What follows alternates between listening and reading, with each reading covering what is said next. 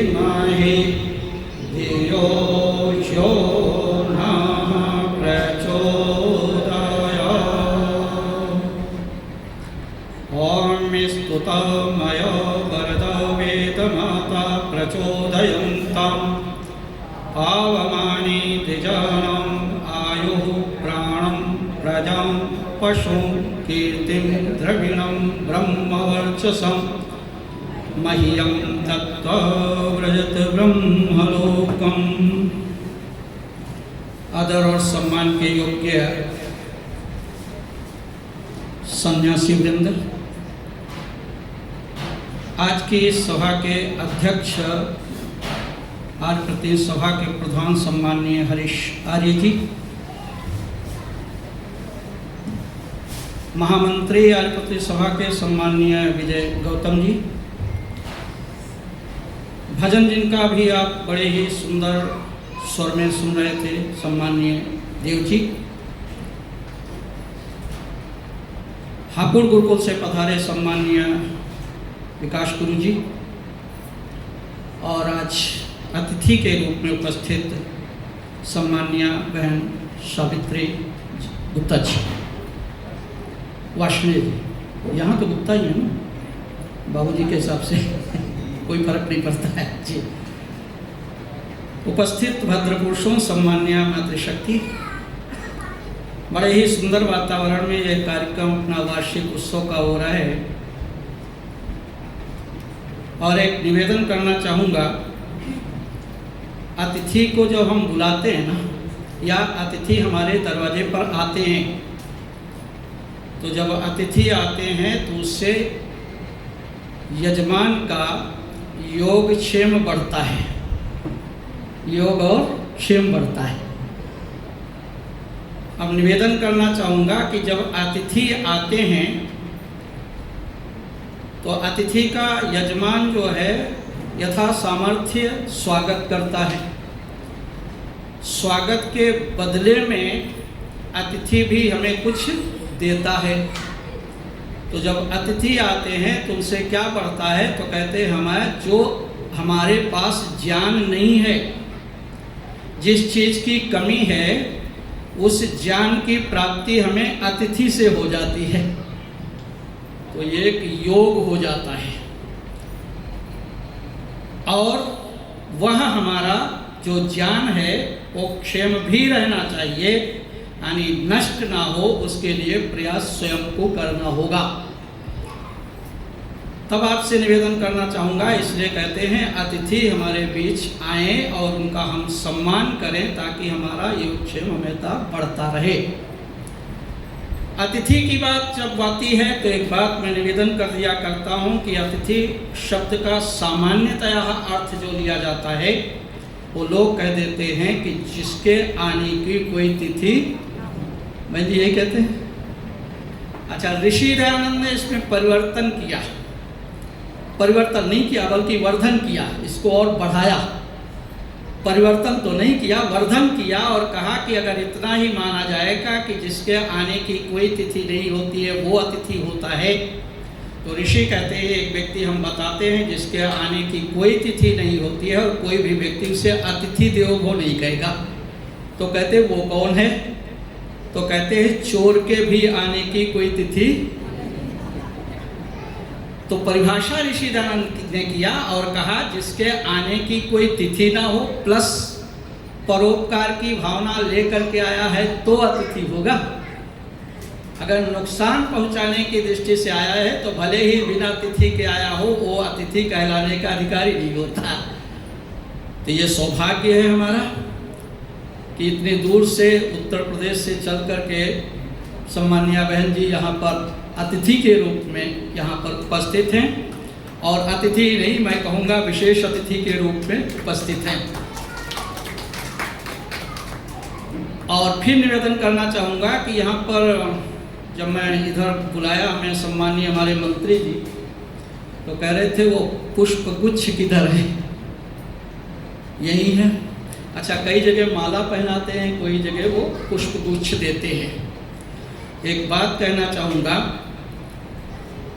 ये पुष्प गुच्छ जो है फूल से, फूल है, ऋषि दयानंद ने जब आर्य समाज की स्थापना की तो एक बात कही थी और उस पर संकेत देना चाहूँगा। मूलभूत सिद्धांत जो था आर्य समाज का, तो कहा था जैसे फूल, अब ये मेरे शब्द हैं, फूल जैसे मूल से जब तक जुड़ा रहता है तब तक वो मुस्कुराता है। फूल जब मूल से जुड़ा रहता है तो मुस्कुराता है और मूल से अलग हो जाता है तो मुरझाता है। तब आपसे निवेदन करना चाहूंगा, इसलिए ऋषि दयानंद ने कहा मूल शंकर नाम था। क्योंकि मूल ने इस बात को बताने का प्रयास किया कि आए संसार के लोगों, हमारा मूल वेद है और वेद हमें ईश्वर की परिभाषा ठीक देता है। यदि हम ईश्वर नाम के मूल से जुड़े रहेंगे तो हम समूल हो जाएंगे। वो तो मूल है, क्यों जी? वो सबका मूल है और हम समूल हैं। तब आपसे वैसे आजकल अमूल क्यों जी? ये भी कह सकते हैं परमात्मा अमूल है, हम समूल हैं। अमूल के भाव बढ़ते घटते हैं, क्यों जी? परमात्मा के नहीं। तब आपसे निवेदन करना चाहूंगा, ऋषि दयानंद ने इसलिए कहा, ऐ संसार के लोगों, मूल से जुड़ने का प्रयास करना। जो आर्य समाज का मूलभूत सिद्धांत है उससे जुड़ने का प्रयास करना तो हमारा कल्याण होगा। और यदि हम बाहर ही जुड़े रहे, और मैं एक उदाहरण देना चाहूँगा, आपसे निवेदन करना चाहूँगा। आचार्य कृष्ण, गंगा प्रसाद उपाध्याय को सभी जानते हैं, उनका साहित्य लोगों ने पढ़ा है। गंगा प्रसाद उपाध्याय जी को एक मंच पर माला पहनाई गई। तो जब माला पहनाई गई तो उन्होंने कह दिया, एक बात अपने उद्बोधन में कहा, और कहा कि कान में यूं कहते गए मुरझाए हुए ये फूल, कि फूल मत जाना दुनिया का साजो सामा देखकर। कहा ये फूल भी हमें एक संदेश दे गया। और तभी कहते हैं, जब स्वामी दीक्षानंद, जो आचार्य कृष्ण पहले हुआ करते थे, संन्यास लिया, स्वामी दीक्षानंद बने, उनको फिर माला पहनाई गई तो वो माला उलझ गई। तो गंगा प्रसाद उपाध्याय चुटकी लेते हुए कहते, ये माला है, ये फूल माला है, ये सुलझे हुए लोगों को भी उलझा दिया करती है। तो उनका कहने का मतलब था कि ऐसा ना हो कि जब माला पहनाई जाए तो हम इसमें फूल जाएं और समझ लें हमारा बड़ा सम्मान हो गया। कहा फूल ये संकेत देता है, मूल के साथ जुड़ोगे रहोगे तो मुस्कुराना आता रहेगा, मूल से हट जाओगे तो मुरझाना हो जाएगा, अलग हो जाओगे तो निराश हो जाओगे, लगे रहोगे, मूल से जुड़े रहोगे तो आनंद की प्राप्ति भी कर लोगे। इसलिए कहा उस परमपिता परमात्मा से जुड़ने की हमें आवश्यकता है, उस सिद्धांत को जानने की आवश्यकता है। इसलिए मैं हास्य में एक बात कह दिया करता हूँ, उस मूल से जुड़े रहने के लिए एक बात कहना चाहूँगा।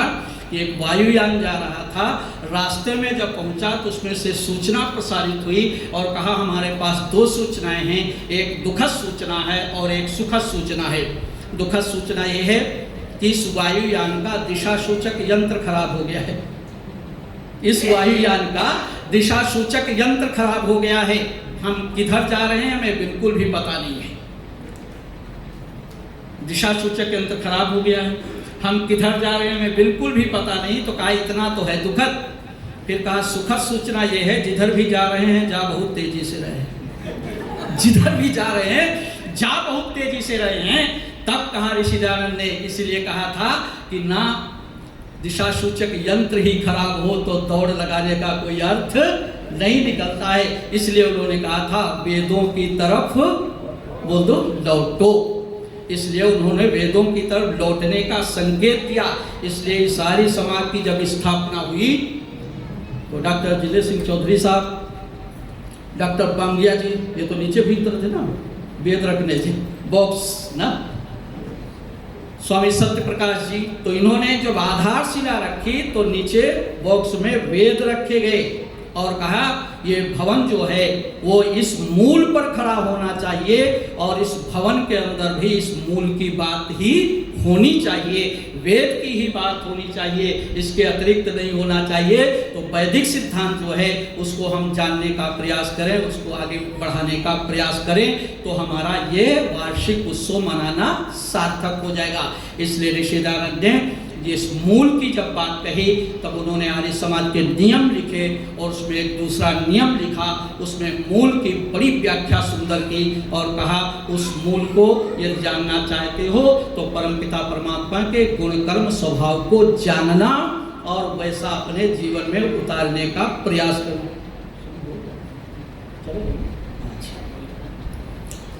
जब समय हो जाए तो मंत्री जी हमारा कुर्ता पीछे से खींचना, मैं समझ जाऊंगा है जी, प्रधान जी भी दोनों मिलकर खींच। तो मैं आपसे निवेदन कर रहा था, इसलिए कहा गया, ऋषि दयानंद ने लिखा कि वह परमपिता परमात्मा कैसा है तो बताया और कहा वो मूल को यदि पहचानना चाहते हो तो वह परमपिता परमात्मा सच्चिदानंद है, वह सत है, चित है और आनंद है। इसे थोड़ा सा अगर निवेदन करूं तो कहते सत्य क्या है, तो कहते मूल प्रकृति, जीवात्मा और इन दोनों पर नियंत्रण रखने वाला परमपिता परमात्मा क्या है, सत्य है, चित है, वो सर्वज्ञ है और इस जीवात्मा के अंदर थोड़ा सा ज्ञान स्वाभाविक होता है जिसके माध्यम से और ज्ञान और विज्ञान को ये बढ़ा सकता है, इसलिए इसे भी चित्त कहा गया। और कहा अगर ऐसा करोगे, ज्ञान और विज्ञान को बढ़ाओगे, तब आनंद की प्राप्ति तुम भी कर लोगे। तो मैं आपसे निवेदन कर रहा था, इसलिए कहा गया यदि हमें भी सच्चिदानंद बनना है तो उस परमपिता परमात्मा के गुणों को धारण करना होगा। वह में मत आना, परमात्मा भी सच्चिदानंद है, जीवात्मा भी सच्चिदानंद हो जाएगा। तो कहते हैं ऐसा कैसे, तो कहते हैं अरे सुनो, परमपिता परमात्मा के सानिध्य में रह करके जीवात्मा को आनंद जितना जितना वो पास होगा, यत यत पास्ते, जितना जितना वो पास होगा उतना उतना उसे आनंद मिलेगा। और कहा जैसे जब गर्मी से व्यक्ति परेशान होता है और जल के पास समीप में जाता है तो जितना जितना पास जाएगा उसे ठंडक महसूस होगी, हट जाएगा तो वो ठंडक भी समाप्त हो जाएगी। तो कहा ये आनंद ऐसा है जब व्यक्ति परमात्मा के सानिध्य में रहता है तो इसको आनंद तो मिलता है लेकिन एक सीमा में मिलता है। परमात्मा का आनंद असीम हुआ करता है, वो इसलिए सच्चिदानंद वो है और हम उसके सानिध्य में होने से सच्चिदानंद हो जाते हैं। तो मैं आपसे निवेदन कर रहा था, इस आधार पर कहा गया, बहुत कुछ ना कहते हुए एक शब्द की केवल व्याख्या और करना चाहूंगा। और इसमें कहा गया है परमपिता, सारे शब्दों को छोड़ करके कह दूंगा, परमपिता परमात्मा कहा गया क्या है, तो कहते हैं वह न्यायकारी है।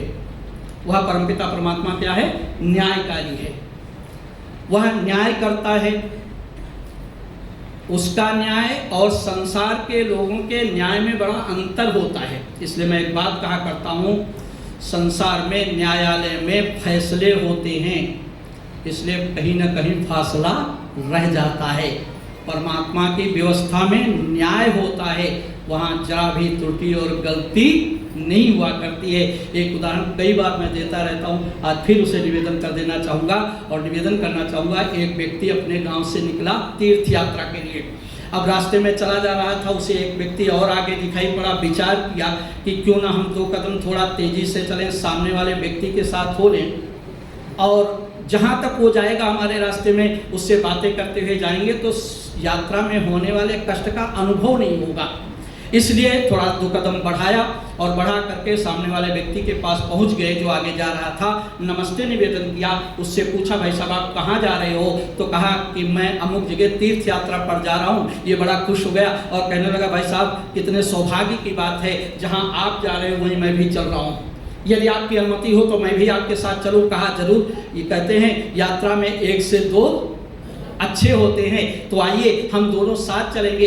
दोनों चले जा रहे थे, रास्ते में एक व्यक्ति और मिला, उसने इन दोनों से नमस्ते निवेदन किया, फिर परिचय देते हुए फिर पूछा कि मित्र आप दोनों कहाँ जा रहे हो। इसने भी कह दिया, तो इन दोनों ने कह दिया अमुक जगह तीर्थ यात्रा पर जा रहे हैं। ये व्यक्ति भी खुश हो गया और कहने लगा अरे भगवान कितने सौभाग्य की बात है, जहाँ आप दोनों जा रहे हैं वहीं मैं भी चल रहा हूँ, यदि आप अनुमति दे तो मैं भी आपके साथ चलूं। ये भी साथ हो ले, अनुमति मिली, तीनों चले जा रहे हैं। प्रातः काल यात्रा प्रारंभ की थी, जब दोपहर हुआ धूप पड़ने लगी तो एक छायादार पेड़ मिला, उस पेड़ के नीचे बैठ करके तीनों सुस्ताने लगे। तब तक देखा वहाँ पर सुंदर शीतल जल की व्यवस्था थी। तो उसमें से पहला वाला व्यक्ति कहता है कि मित्र क्या सौभाग्य की बात है, छायादार पेड़ के नीचे बैठे हैं, शीतल जल की व्यवस्था है, दोपहर का समय है, धूप पड़ रही है लेकिन शीतल जल की यहाँ पर व्यवस्था है। भोजन का समय हो गया, क्यों ना हम लोग भोजन प्राप्त कर लें। तो कहा ठीक है भोजन प्राप्त कर लेते हैं। तो जो पहला वाला व्यक्ति था उसने अपना पूछा, कहा कि दूसरे वाले से कि आप भोजन कुछ लाए हैं? तो कहने लगा हाँ जी मैं लाया हूँ। तीसरा वाला जो लास्ट में मिला था उससे पूछा, मित्र आप कुछ लाए हैं? तो कहते ना मैं तो कुछ भी साथ नहीं लाया। तो निवेदन करना चाहूँगा कि कहा मैं तो कुछ नहीं लाया, तो अपनी संस्कृति वो तो नहीं है कि कह दें कि आप दूर बैठिए हम दोनों भोजन कर लें। कहा कोई बात नहीं, मेरे साथ आप बैठिए। तीनों बैठ गए, भोजन खोला। पहले वाले व्यक्ति ने अपना भोजन खोला, 5 रोटियां थी। दूसरे वाले ने खोला तो उसके अंदर 3 रोटियां निकली, 8 रोटियां हुई। तो एक व्यक्ति बोलता है कि काश 1 रोटी और होती तो हम तीनों बराबर बराबर खा लेते। पहला वाला कहता कोई बात नहीं, अब भी हम बराबर बराबर खाएंगे। हर रोटी के 3-3 बराबर बराबर टुकड़े करेंगे और खा लेंगे। 8 रोटी हैं, 3-3 टुकड़े किए गए, 24 क्यों जी खा लिए, सबने बराबर बराबर खा लिया और खा करके पानी पीकर स्वस्थ हुए। फिर चल दिए, शाम का वक्त होने लगा तो एक वो जो लास्ट वाला व्यक्ति मिला था जिस रोटी नहीं लाया था लेकिन खाया था, वो कहने लगा मित्र ये जो पास में गांव दिखाई पड़ता हमारे यहाँ कुछ मिलने वाले लोग हैं, मैं तो वहाँ जाना चाहूँगा। तो दोनों ने विनती दे दी आप जा सकते हो। तो कहने लगा जाऊँगा तो सही, लेकिन मैंने उससे पहले एक काम करना चाहूँगा। आप लोगों की मैंने रोटी खाई है तो उसके बदले कुछ देना चाहूँगा। 5 रुपये वाले को 5 रोटी वाले को 5 रुपया दे दिया, 3 रोटी वाले को 3 रुपया दे दिया। वो चला गया नमस्ते करके। अब 3 रोटी वाला 5 रोटी वाले से झगड़ा करने लगा कि मित्र जब रोटी बराबर बराबर खाई थी तो पैसे भी बराबर बराबर मिलने चाहिए। अब इसका झगड़ा दोनों कर रहे हैं। तब तक कहते वहाँ पर एक व्यक्ति और आया। वो कौन था? तो कहते वो ईश्वर था। ये कथानक में कोई और कह रहा हूँ, ईश्वर तो सर्वत्र है। तो खैर मैं निवेदन करना चाहूँगा कि कहने लगे कि लाइए हम बंटवारा दोबारा से कर देते हैं। तो ईश्वर ने बंटवारा किया और कहा पैसे लाइए हमें दीजिए, दोबारा से बंटवारा करता हूँ। उन्होंने पैसे लिया, दोबारा से बंटवारा किया। तो जिसकी 5 रोटियां थी उसको 7 रुपया दिया, जिसकी 3 रोटियां थी उसको 1 रुपया दिया। कहा आप जाइए बंटवारा ठीक हो गया।